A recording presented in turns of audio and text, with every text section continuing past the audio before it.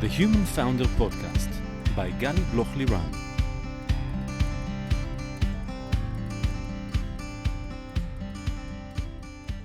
Hi, I'm Gali Bloch-Liran and welcome to The Human Founder, the podcast where we speak about the mental aspects of the entrepreneurial journey. Entrepreneurs and investors often describe the emotional roller coaster that is embedded in being an entrepreneur or investor, where you experience the lowest of lows, such as when you had to deal with deal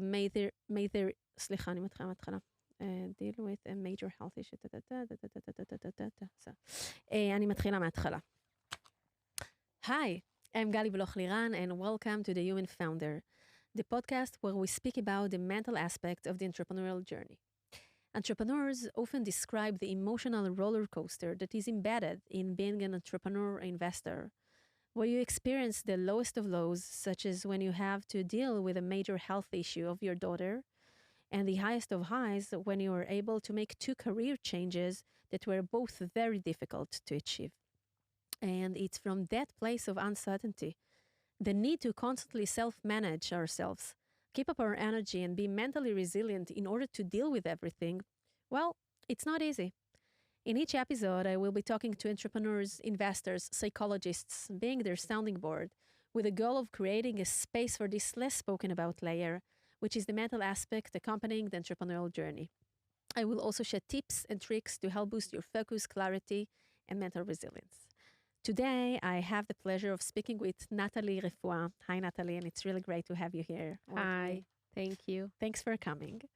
Natalie, you're a general partner at Viola Growth, which makes investments in the Israeli growth tech companies. You're married to Nathan, and together you have three kids, Noga and Gali and Itamar. And today we're going to dive deep into your journey as a female investor in the Israeli tech and everything that is part of your way and the experiences and challenges that you had and still have. And I'm sure that many young investors that wants to be in VCs or to invest, and also many women entrepreneurs have a lot to learn from your journey and what you will bring into the conversation. So thanks for coming, and let's dive deep. Let's start. So let's start in the beginning. Tell me a little bit about your childhood. How did you grow up? What were the most impactful things that you took from your early days later on to your life? Great. So, wow, you're going very, very back. So I grew up in Tel Aviv, in a neighborhood at the north of Tel Aviv called Bavli. It was a great neighborhood. It was like a kibbutz in the middle of the city, or at the north of the city. Very connected to each other. We were very oriented to school. We were playing all around in the streets at the time. We had great friendships that were created. I was a very good girl. I liked to study. I went to the school. I remember my parents usually said that I was the first to wait next to the gate and was waiting for the janitor to come and open the gate to school. I was always like to volunteer on social things in school. And I think that this very cozy and warm neighborhood of being together, a small community, contributed a lot to my confidence because I felt that I'm part of a community. And this actually continued also in high school, although I went to high school in Tel Aviv, which is not a small high school, but still people from all around Tel Aviv, and I had friends from all over.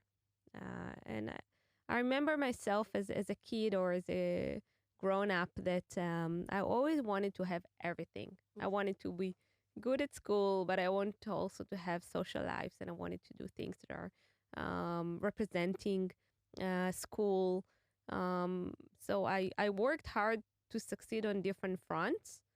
I think part of it was the fact that I'm the middle child. I have Tell me about it. yeah. You're also? Yeah. Yeah, it's like Also, you're Gali, right? yeah, I have a gali. It comes Yeah. with a name. Yeah, right. So Let's talk about being the second child in the the family. second child. The center of the family. That's how I call Exactly. my Uri. You Yeah. cannot say he's the, in Hebrew, do you say Beinoni or you say Mtsa'i, Yeah. right? You need to say center, the center. Merkazi, Yeah. the center, because then he feels or she feels empowered, you know? They are the center of the house and the family. So I felt that I need to justify my existence in the family because I have an older sister, Shirley, and she's the older one, you know. And she was actually really really close to me all the years, and until today we're the best friends. And I have a younger brother. So not only that I was the middle, I was the second girl, Second daughter. second daughter. That's it. That's it. So I From didn't here, have you just can't get. exactly. I didn't have any speciality connected to my presence in the family, and I always thought that I'll be the excellent one Mhm. in order to you know to have my space. We're joking a little bit about that, but in psychology and also, you know, us in life, there are so many things from our childhood that we are aware of, and sometimes we're not even aware of it, that shape the way we behave and the grown-ups that we become, and even this small but so crucial role actually, because being sandwich, being the second child among three, is you take on yourself some kind of role. It's some kind of a position, right, in life, and you describe it so beautifully that I had to achieve. I had to make them see me. Now, it's not necessarily the reality. It's definitely not the reality. This is your reality and this is your feeling. I have to make the others see. I have to push hard. I have to make a lot of efforts and endeavors in order to succeed because, in my subjective opinion, I'm second. No one sees me and I need to make them see. And this is something, it's not for everyone, but there are some characteristics in it that goes with us, you know, later on with our inherent with our personality and the way we grow, and it goes with us later on during the career, the situations that we have, how we navigate situations, and sometimes it's even funny and cute to think that it began so many years ago, you know. Yeah, I totally agree, and I think that part of it is the fact that we don't see ourselves as one single person in the world. We always look at ourselves in the ratio of the others, and because you're a middle child, you're always paying attention to who is around you and what is your role in this setup. And I think this goes with me also for the entire life. And what you just said, it has something complex because you're sometimes or many times actually comparing yourself to what happens. But also on the other side, the good thing of it is you're very sensitive to everything that happens, and you see, and your senses are really working. You have high level of alertness to what's going on because it comes from a survival mode, but later on you use it because it's also good. Yeah, and it puts you also in a more vulnerable situation for life as well. So sensitive to others, but also to yourself. Definitely. First and foremost to ourselves. Yeah. Yeah. Okay. So you grew up, and later on, like the high school and school, and then later on, like the army. The army, yeah. What happened there? What happened there? Yeah. Well, I actually have a very funny story about it because I was part of 8200. At the time, nobody really knew what it is. I didn't know what it is. I couldn't never quote, 8200. It was very, very secretive, and even my parents didn't know about it. But before I joined 8200, I was actually accepted to the IDF spokesman unit. and I really wanted that role. And I received then a change of my drafting date. I thought it's for this course that I was accepted to, and then I called them and said, no, it wasn't us. Sorry. And, and I had to check, and I found out that I was forced to go to the intelligence corp, and I really didn't want to go there. I had a lot of fights with the army, so not to go there. And I think it's funny, like today, it's kind of the dream of many, many young people to get to that unit. But Which is a nice story about perspective, right? yeah, Because and wait a second, and this perspective goes with me later on. And I wrote so many letters and called and everything. At the end of the day, I couldn't change this resolution of the army that I need to get to that unit. I went there. It was okay. I wasn't like the best time of my life, but it was okay. And I served for 2 years and a little bit more. And that's it. I moved on with my life. And a few years later, I applied for a job in a VC called Evergreen. We'll get to it later on. And then a few years, and I was accepted. And several years after, I had like a chat with a very good friend of mine who was the HR in Evergreen. And she told me, listen, we accepted you to job because you were at 8200. you had a ticket. You had a ticket, and I said, "Wow!" And I almost made didn't a good get there. decision back then. And they forced me to get there. So anyway, that's a funny story. How you think that you know everything about what is good for you, what will serve you later on in your life, but we actually don't have a clue. And that's the sliding doors perspective. Definitely. And we have to be curious and open to the situations. And also sometimes when we're younger, we try to fight Yeah. in many situations because we want to make the resolution that we want to have, right? Right. And sometimes we also need to learn to let go. Maybe it happens for a reason. Maybe I have no idea what is the reason. But in time, and it's a karma, it's a belief, I don't know, you can call it whatever you want, but you will see how this decision made an impact later on in your journey. Sometimes it takes even years to see how the stories connect. But it's really beautiful when you pay attention to it and to see how one thing leads to another. Exactly. So you didn't have so much fun at 8200, but that's okay. And then you dreamt to be diplomatic. Yeah. I had this vision. Actually, it started in high school. I was a part of a delegation to the United States called Young Ambassadors. So we spent a month in the U.S. Trying to advocate for Israel in further places where people thought that we go with camels to schools. And I had really fun, and I wanted to continue this job and to be diplomat. So I said, okay, I'm going to study international relations in the Hebrew University. There were no BA in Tel Aviv University, so I moved to Jerusalem, and I also studied laws just in case I will not continue this career of diplomatic relations. And I was very focused about this target. I started to work also in the Ministry of Foreign Affairs as a student, and then I did my laws internship at the legal department there. But at the end of the day, my husband, who we started dating at actually the first day of my studies in the Hebrew University, actually said to me that he's not going to go anywhere in the world. He wants to be next to his parents and stay in Israel. He doesn't like changes.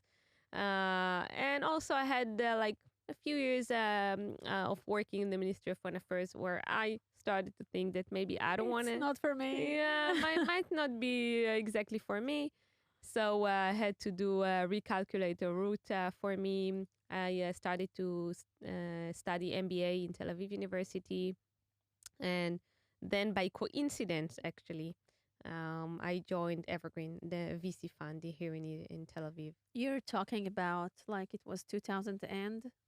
That was 2004. 2004. Almost 2 decades ago. It sounds a lot. Yeah, it's a lot. It's actually when I just joined them after my maternity leave of my first child. And as an associate, as an analyst, how did you begin there? So I started there as investor relations and marketing, and that was the role that I played in this VC for 3.5 years. It was a very unique place. First of all, one of the best VC funds here in Israel. Unfortunately, they no longer exist.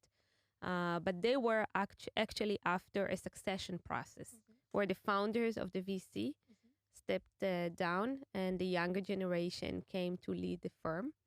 And I was brought to help them actually to raise capital as an investor relations. I had no clue about this industry whatsoever. But you had 8,200. Right. Whatever it takes. Yeah. And I was actually starting from scratch, actually learning about this industry. And I found out that I'm pretty good at this, that I'm good with connecting to people, understanding, remembering names. And I like macro. I like to look at things in the macro level. And looking from the side of the investors, the LPs, the limited partners that invest in funds, give you the macro perspective.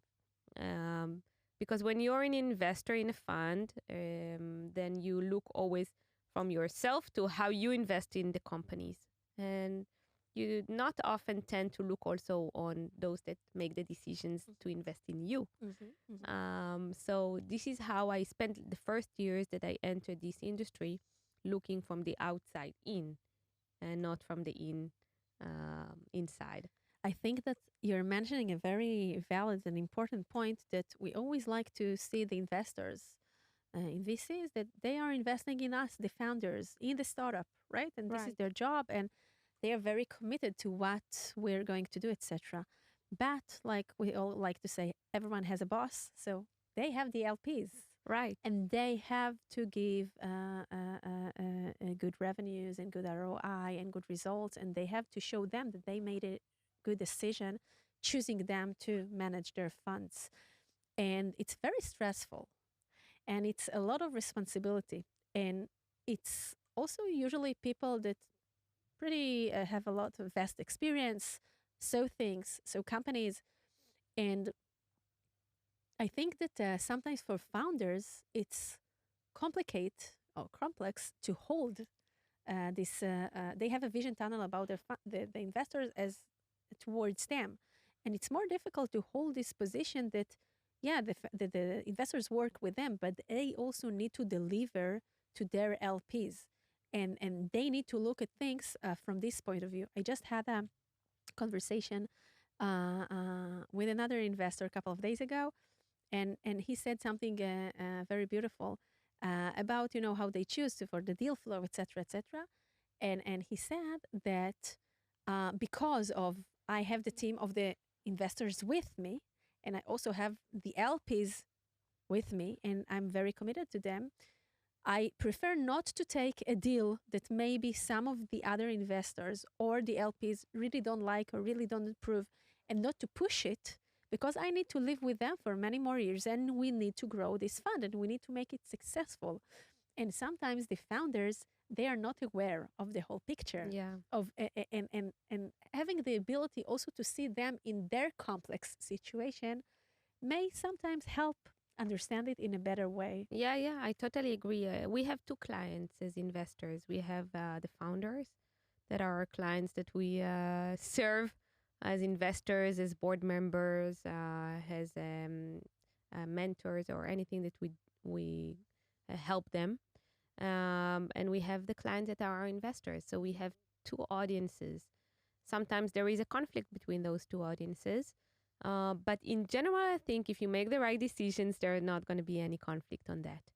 But I think that because I started my career from that perspective, you usually get to see the LPs only when you get to the point that you are a partner in a fund. But on the way, you're an analyst, associate, principal. And by the fact that I started my journey in this industry as from the macro perspective, from their view of how we make decisions in the fund, I think it contributed to my decision making or my viewpoint through the years. But so I spent the 3.5 years in Evergreen, met great people. But then I kind of understood, and at the time it was pretty the case. I don't think that this is any more the case. Mhm. That there is a glass ceiling if you're not making investments in a fund, and I didn't want to be an investor in the VC firm because I don't have a pure technology background. Of course, by today that I for 2 decades already investing in tech, I have a lot of experience here. But at the time, it was like after 3.5 years, I cannot really be an investor in a VC, and I need to find a way to be in a position that I can grow to be the leader because you always aspire to get to the front. And I understood that in this VC I won't be able to do it, and I had a glass ceiling. And then a good friend of mine, actually, that you know her, Hila, she was part of a group called Viola, and she connected me to the founder of Viola Growth. At the time, we were known as Viola Private Equity, Harel. And he was forming a new fund within the group for late stage investments. So it's a more financial oriented decision making. And I had a really good deal with Harel. He was very open, which is very rare in this industry. And I said, okay, let's do barter. Um, I'll help you raise money, and you'll let me do investments. That sounds like a good barter. Yeah. And I remember people told me, you'll never let you do investments. I said, okay, let's see. I always have the option to go away if it doesn't happen. And from day one, he really fulfilled his promise. And I started as an associate and continued. And 15 years passed by. We'll dive to Viola in a second and to all your experiences there. But I wanted to emphasize a couple of things that you said, and I think they're very, very important to a journey of in your career as as a founder, as an investor, whatever.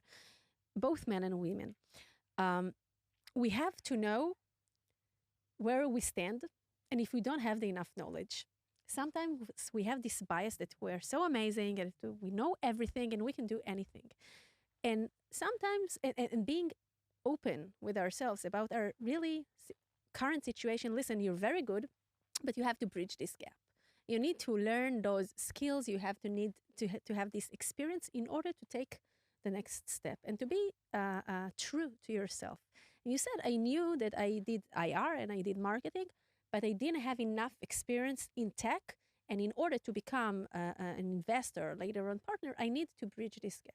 So this is one, and you moved. You said, let's gain this experience. And this is very important to look to ourselves in the eyes and to see where we are. The second thing, it's not always true, but I think it's many times true. Sometimes while you'll have this entry position, it cannot be the place where you'll grow, and evolve and like be the most shining star later on the face, because the surrounding, they are used to you as the young Natalie, as the one who did IR and marketing, and they will not necessarily be able to change this mindset that you are now the associate and the partner and the general partner later on. And sometimes we need to make this transition from one organization to another, not just if we want to change the salaries and to increase them. This is one of the reasons that we usually do. But exactly like when people who work for companies do it in order to change titles, etc., we also want the surrounding to embrace the fact that we are now different. We grew up. I'm not the intern that I used to be. I'm not the IR that I used to be. I'm now in a different position. Not because this position is not good. It's just not where I am anymore. And we have to be able to see it. And even if it's not the comfort thing to do, it's not an easy thing to do, sometimes we have to take ourselves to be courage enough and to go to another place that will allow us to grow there. I remember that when I was an intern at Herzog Fox Neiman, I heard this tip, this advice from another a partner who told me, Gali, where you're an intern, you'll always be in someone's heads an intern. Okay, and I remember I take it with me along the way. And the third thing is how we leverage our strength and abilities. You said, I have the macro perspective and I know how to work with people and I know how to make these connections and I know how to make things work and I'm good with those things. Let's go to a let's take the confidence that I gained when I was a child, right? From the community, from all these places that you spoke about in your childhood. Let's have the courage that I have as a second child in the family that I need to prove myself. Let's go to Harel and tell him, listen, let's do a barter. You'll teach me that, and you'll allow me to do this, and I'll give you this. And that requires, even if not in a conscious way in the same moment, but the ability to see who you are, what you have inside you, and really take it, take it out there and be courage enough, to have the courage enough to go and actually make someone else see it. Right. And if you wouldn't do it, for example, and also you need good people on the way, like Hila Haila, to make this connection like you do it to many others. But we also need it to ourselves and to be ready to bring ourselves out there completely. And this is really beautiful to see how you did it in your transition to Viola. Thank you. Thank you. I think that you described it precisely. And I agree with everything that you said. Everything. I think that the key is to be conscious about who you are, what you have, what you bring to the table. That's one. Second, to take any end of a rope that you have and pull it. Mm-hmm. Don't miss an opportunity to take a connection, to take something, and always be open to think about the different options.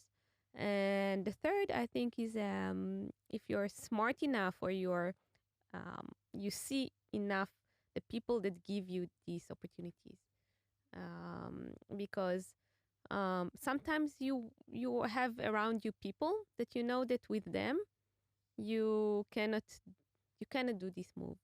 You cannot do those changes, and then you need to move on. To choose the people that you can do this with them. Yeah. That they will support you. Exactly. And choose it like you choose founders and companies to invest in. Yeah. That you want to choose good. You also want to choose the right partners with you. Yeah. So and for years, I thought that I'm not good at knowing about people from first instance, mm-hmm. or from, short interaction. Uh-huh. But the more that I grow up and the more that I had to make decisions about people, I actually trust myself more and more.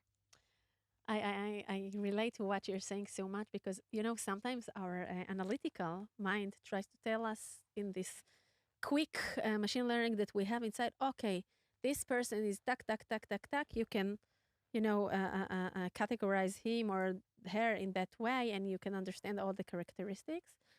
Or you learn to trust on your gut from so many conversations that you have, that you see someone and you look to him or to her in the eyes, and I feel it's like, you have all those things coming out. I mean, you can see and you can feel things, and the understanding that we can really use it and trust ourselves in this and not hesitate all the time. It's a conversation that even that we're more mature and more experienced, still sometimes is my gut feeling is right. Yeah. But we're improving the machine learning all the time, right? Right. And you get to know yourself as well. Who are the people that you trust more? Mm-hmm. Who are the people that you want to have around you? Mm-hmm. And I guess that that's also connected to more experience.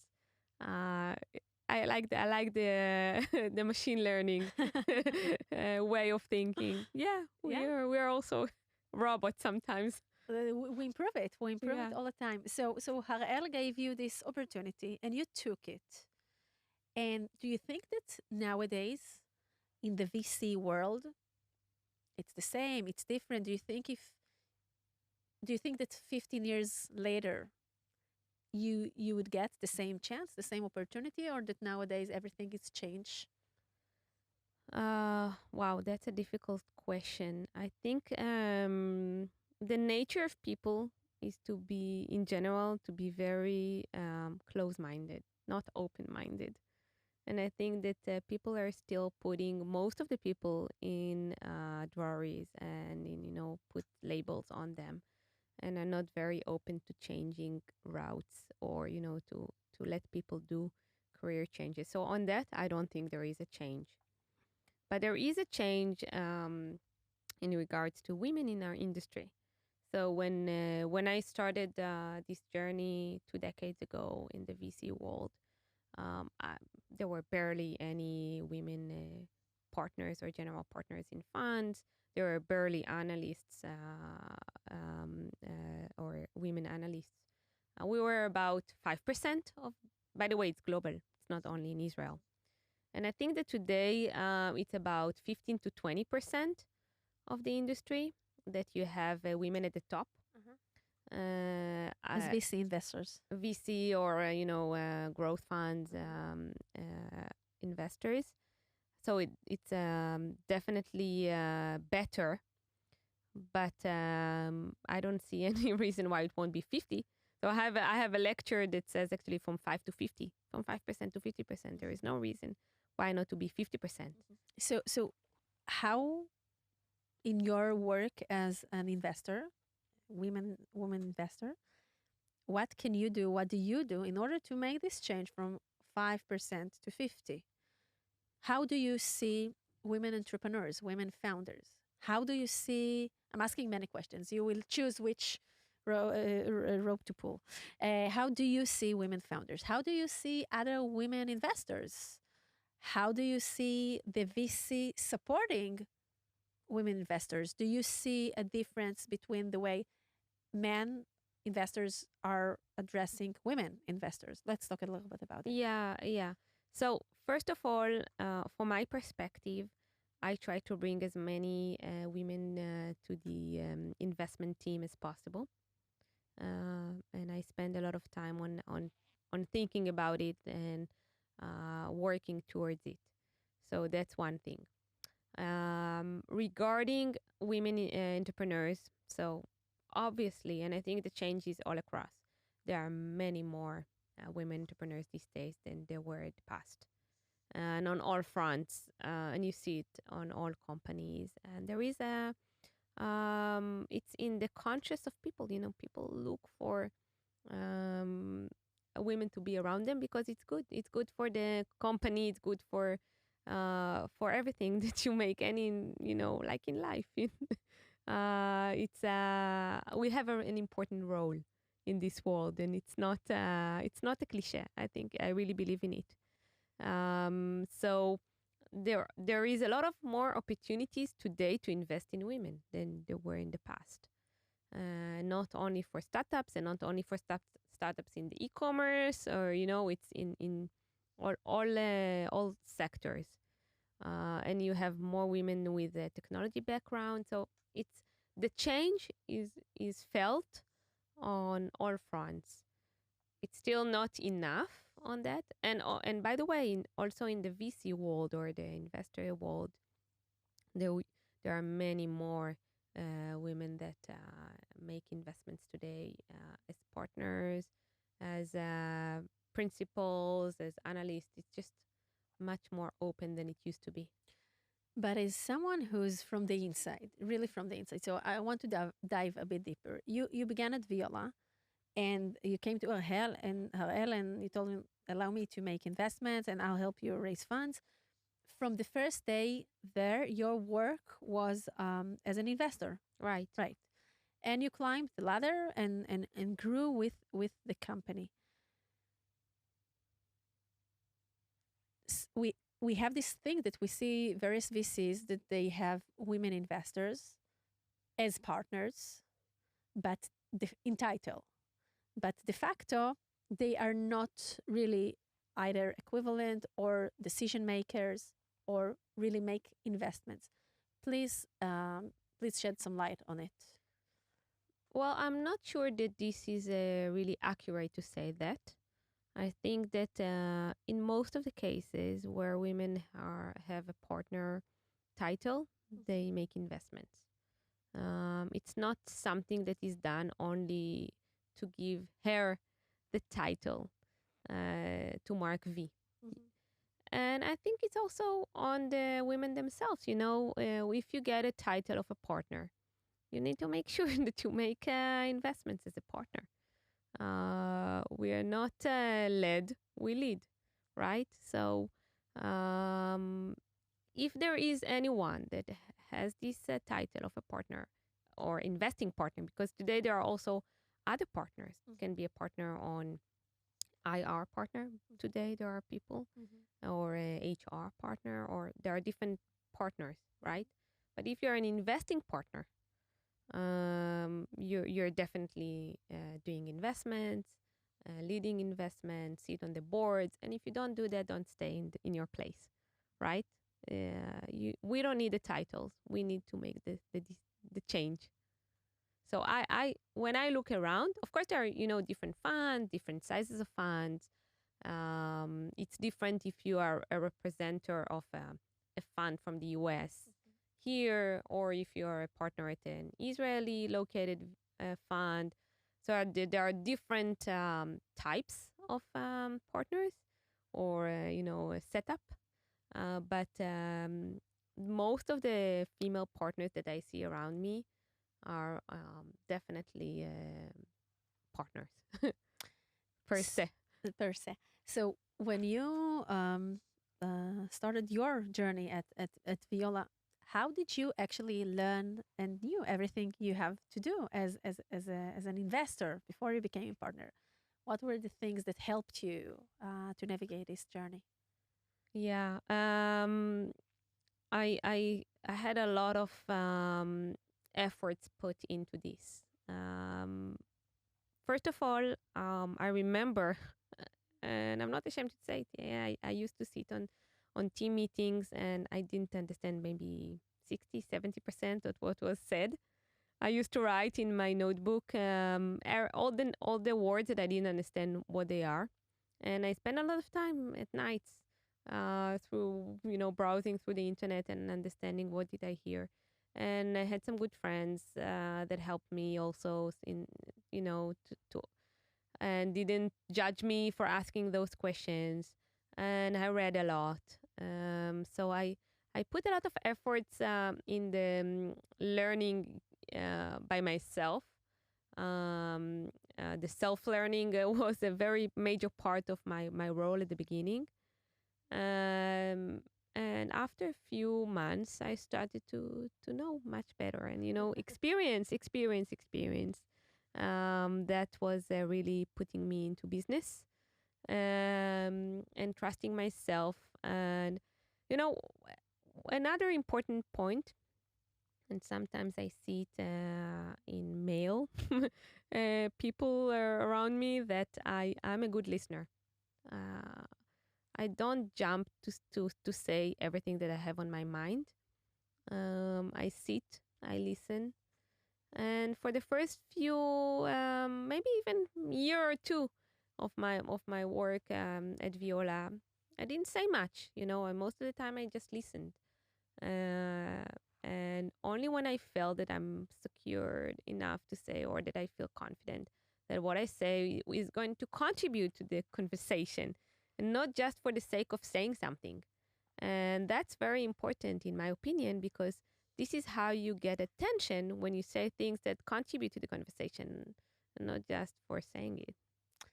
It's beautiful what you said, and I'm thinking about this capacity of really of listening, how true it is, and also how it comes from the inside, and how our life experiences and our personality actually builds also our professional personality. You started at Viola after your first child was born, right? Yeah. No, after my second child was born. After your second child was born. And you also, as you mentioned in the beginning, you've experienced as a family also a big challenge, big medical challenge during those years. Do Right. you want to Yeah. share a little bit? Yeah, I'll briefly share that. Actually, about a year and a half after I joined Viola, I was still, like, as I said, proving myself to be entitled to become an associate investing, and learning curve is still very sharp. And my daughter, who was then 2.5 years old, was diagnosed with cancer, and I actually didn't work for a year plus during that period. It was a very challenging period. We had to go also to the United States to take care of her. I was about 35 years old at the time. I had an older daughter who was 5 years old, not that old, and it was a very challenging period. My daughter is now 15 years and a half years old. She's a healthy, amazing girl. We still have quite a lot of challenges from that period and all of her treatments, but she's a winner. She's a winner, and you're a mommy winner, and of course also a daddy winner, and I'm and thinking- lucky. and lucky. So my grandma used to do, touch wood if they can hear it. I'm thinking about you, 12, 13 years ago, right? Yeah. Um, Dealing with this, just 1.5 years to your dream job at Viola. You don't know yet that it will be your dream job, but it starts. And you have a 5 years old at home. And you're young, you're 35, you're still, navigating life and this challenging decade of building our families and building our career. And all of a sudden this, and you stop your professional lives for a year and a half, which is a lot. Yeah. And you are completely and totally devoted to what happens at home, because you understand that your mommy, that the mommy within you, it comes first. And I'm thinking about this challenging, and it has so many perspectives that we can take it. First of all, as a firm, how do they embrace it and support you? And you can talk about it. I mean, you're still there, so I guess they supported you.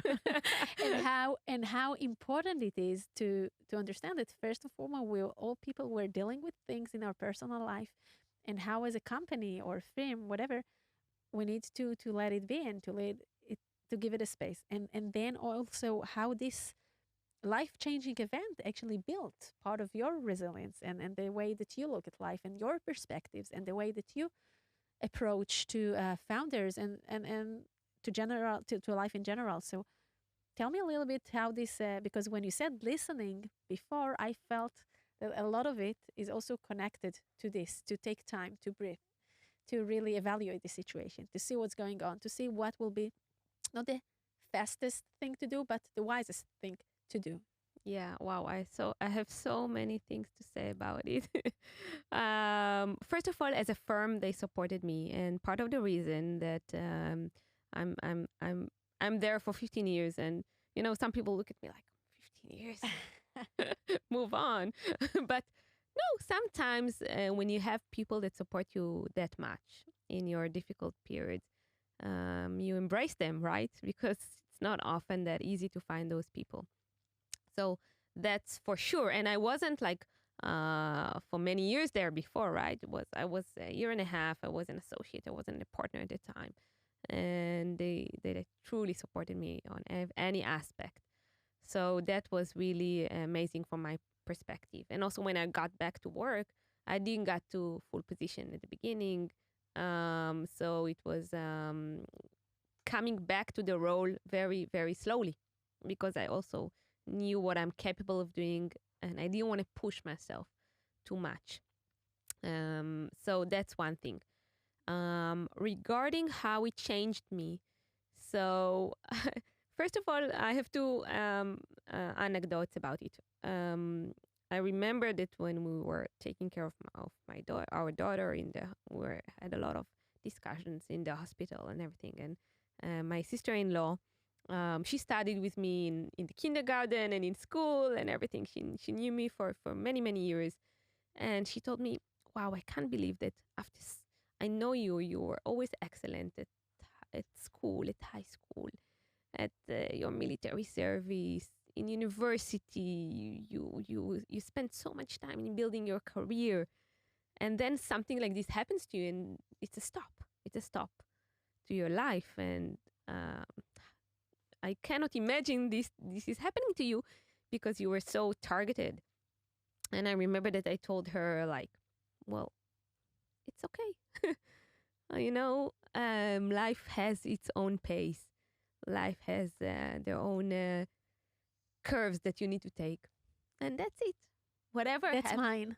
yeah, whatever happens, you deal.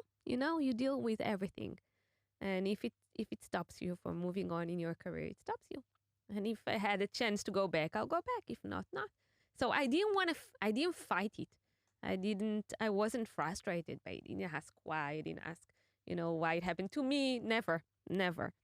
So that's one anecdote. And the second anecdote is when I did had the chance to go back to work.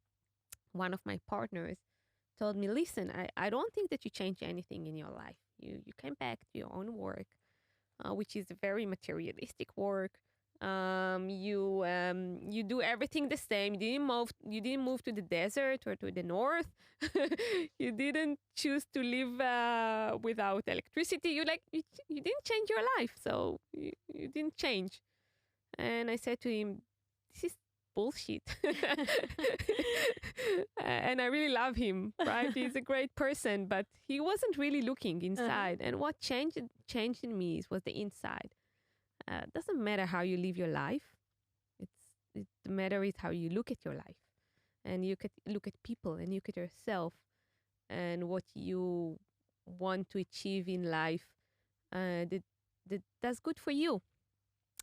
So I don't look at outside things. I look at inside. And one of the things that he changed in me is the way I look at people. Right? So the way that I look at people, and most of the people don't really bother to do anything about it, is that sometimes you see a person not in a very good shape, right? Not very strong, or not acting as he should, or she should act. And you always blame that person, right? But if you wait, and maybe that person is going through something right now, right?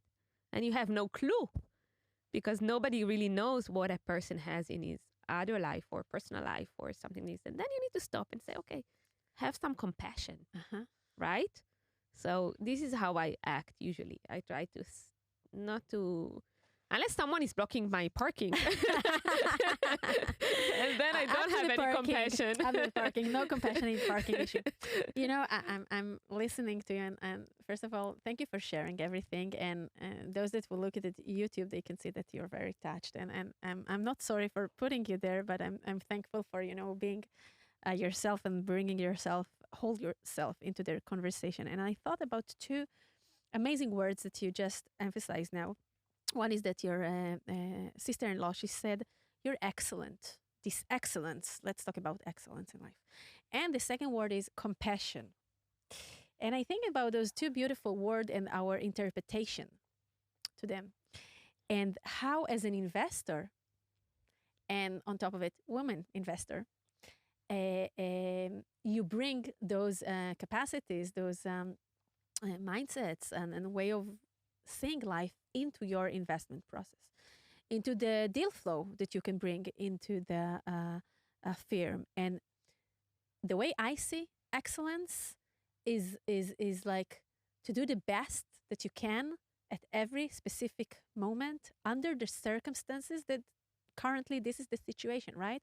And this is the difference between to be to have the grade A, right? To have I'm the best. I'm gonna get now the best result in the exam. Or excellence is something which it's deeper, to my opinion, to know that you did your best.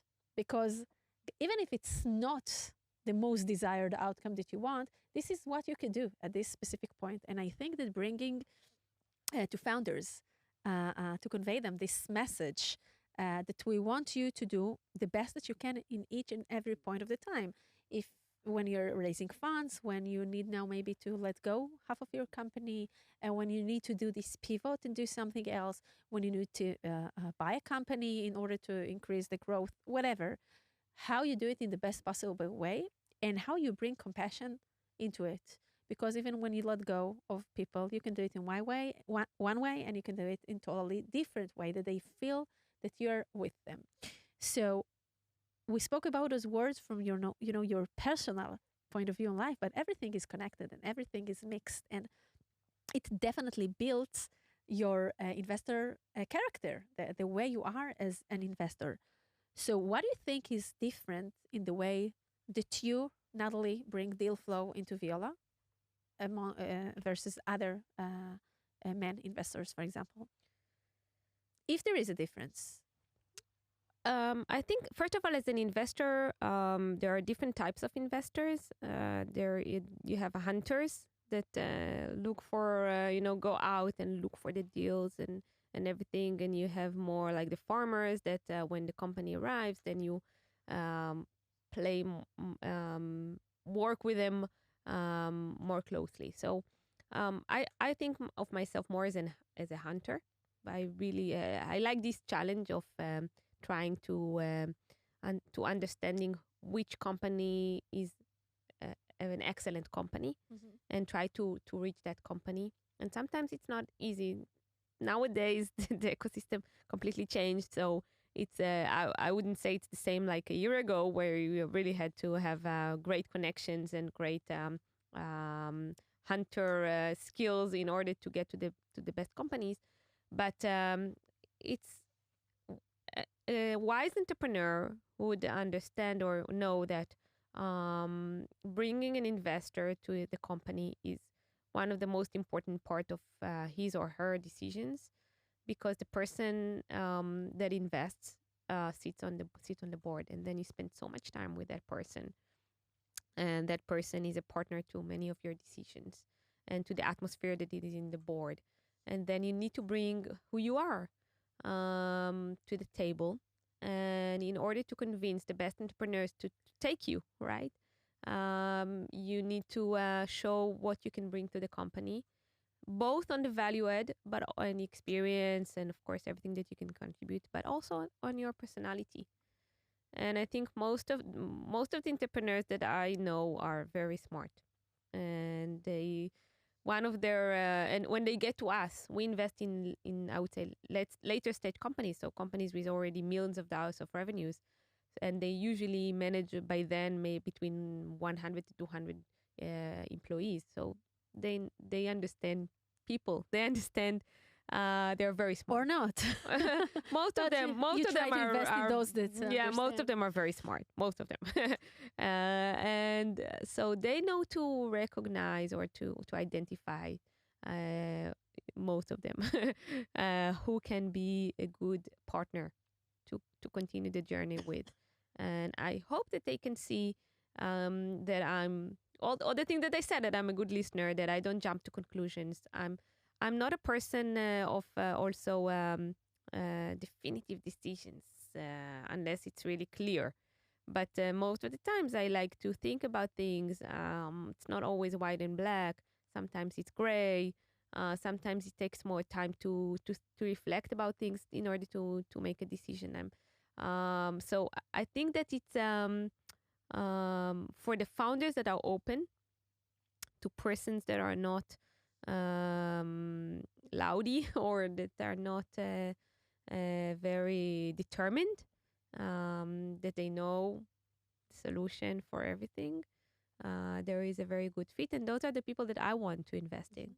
Because as we always say, it should be also an investor-founder fit.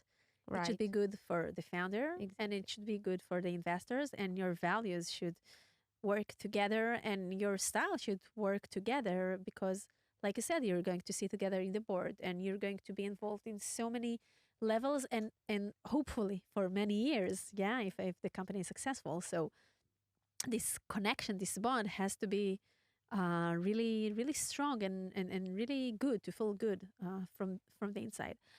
Tell me about your first investment in dynamic yield. Right. So my first investment as a partner was in a company called Dynamic Yield that was a company in the marketing technology sector, Martech. It was a very funny story because I had just the pleasure of joining 3 boards until the company was acquired. So we returned close to 3x on our investment. We put about $15 million and returned $42 million in just 9 months.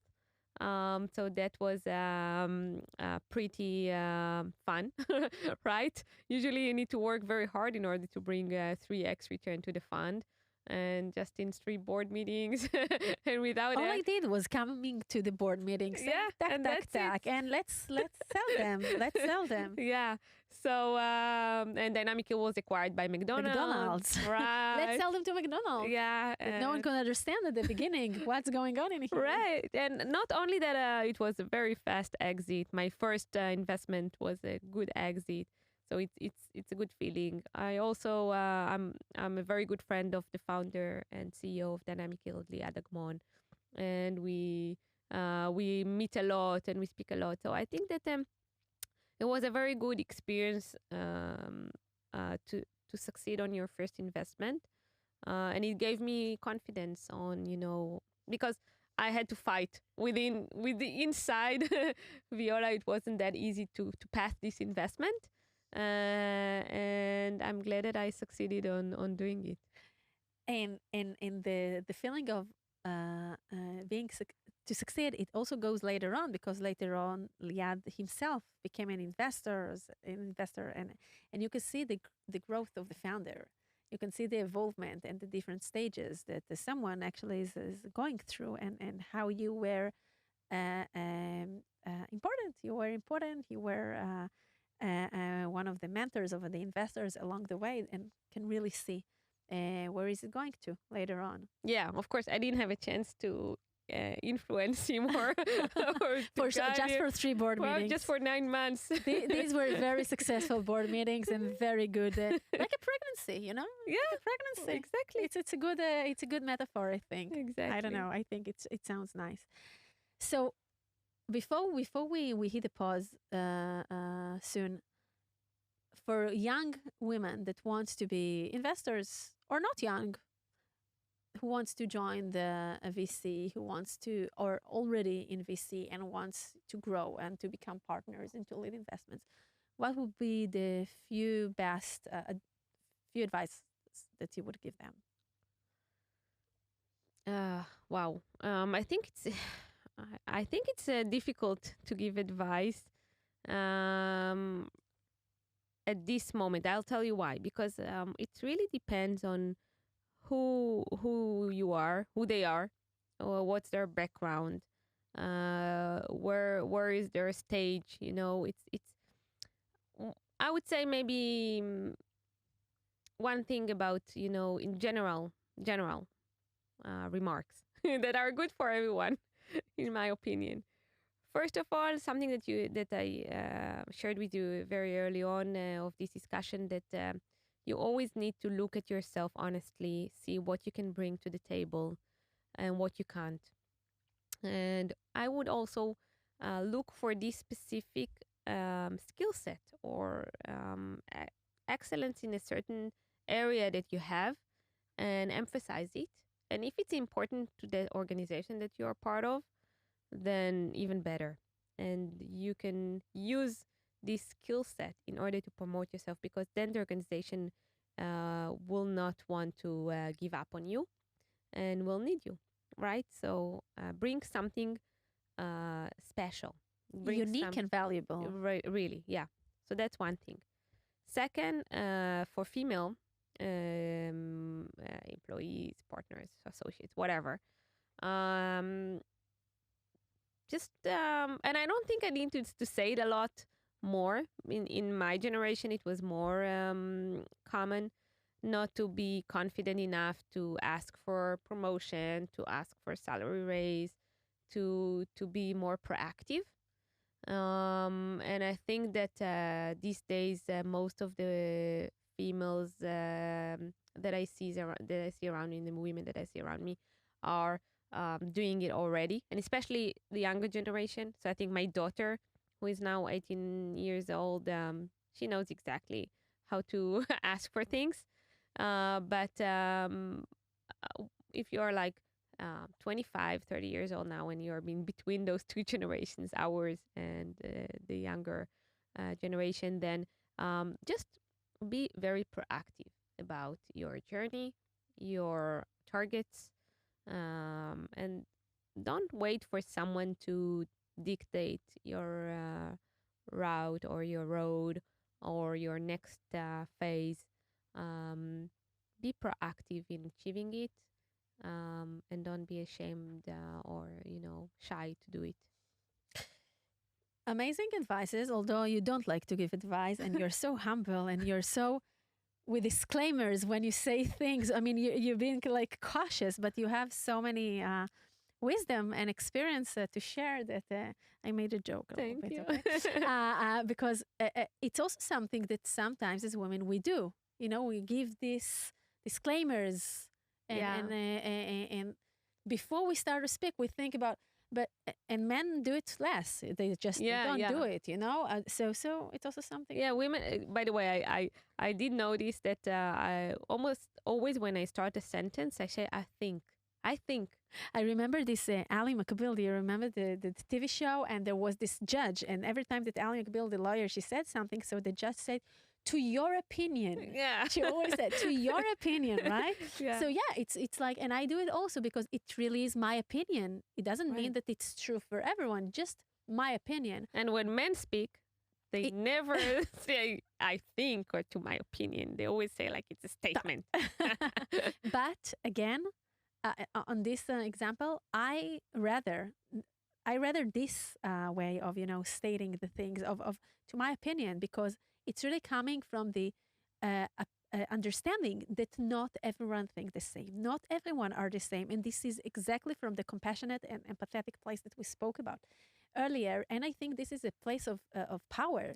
I think it comes from a power to say, to my opinion, tak. It doesn't matter that it's true to everyone. If you want to take something from it to your journey, take. If you don't, that's also okay. Yeah. And it's really acknowledging your power, what you bring to the table, and also acknowledging it that not everyone will take it. And that's also okay. It's part of life. And I think it's nicer than just the acceleration mark that sometimes people speak with. Right.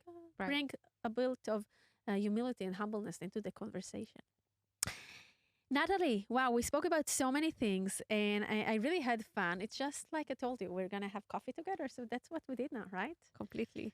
And thank you for bringing your whole self into the conversation. And I really had a great time with a friend here to talk, and so much wisdom and experiences. And mainly, like you paved your own way, you paved your path, you did it guided by what you think it's true, and it brought you to amazing places. And I think it's really remarkable and amazing and really inspiring for other women to really believe in themselves and the way they see things. It will work out. Thank you so much. I really had great fun, and you asked very smart questions that brought me to answer, even to tears. But that's easy. That's it. That's easy. Also for me. Do you cry a lot at Viola? No, not these days. I used to, by the way. Yeah. When I was younger, I had several situations where I was too emotional. Mm-hmm. But this is something that goes with me from my childhood. I remember that my father used to tell me, well, if you cry, I don't speak with you. And I never spoke with him then. I want to cry. Yeah, but I improved a lot. Well, we need to, I'm also very emotional, but we need, and it's great. But with life, we also need to learn how to hold it and to manage this, emotional state that we're in, that it will serve us to the right direction. Yeah, I'd rather not to be that emotional, but you cannot choose everything. That's who you are, right? That's who you are, right? That's who we are, and we need to self-compassion first and foremost, to be self-compassionate. Exactly. To embrace what we have. Exactly. Natalie, thank you so much for joining me today. If founder wants to get in touch with you, where they can reach They can reach you? me on LinkedIn, on our website. I have my email, so I'm very open to anyone contact me. Oh, wonderful. To our lovely listeners, we're going to hit pause until the next episode. That's also something I say to the entrepreneurs in my clinic in between sessions. If you enjoyed listening, I would really appreciate it if you share the podcast with people who you think would derive value from it. Thanks to the wonderful studios at Google Campus that allows me to hear all this content in here. Feel free to visit my website at galiblochliran.com and leave your details there in order to be updated in everything that I have to say and to record about the entrepreneurial journey. Also, be sure to follow my podcast, The Human Founder, in any of your podcast apps. Let's hit pause. Till next time. Thanks, Natalie. Thank you, Gali. The Human Founder Podcast by Gali Bloch-Liran.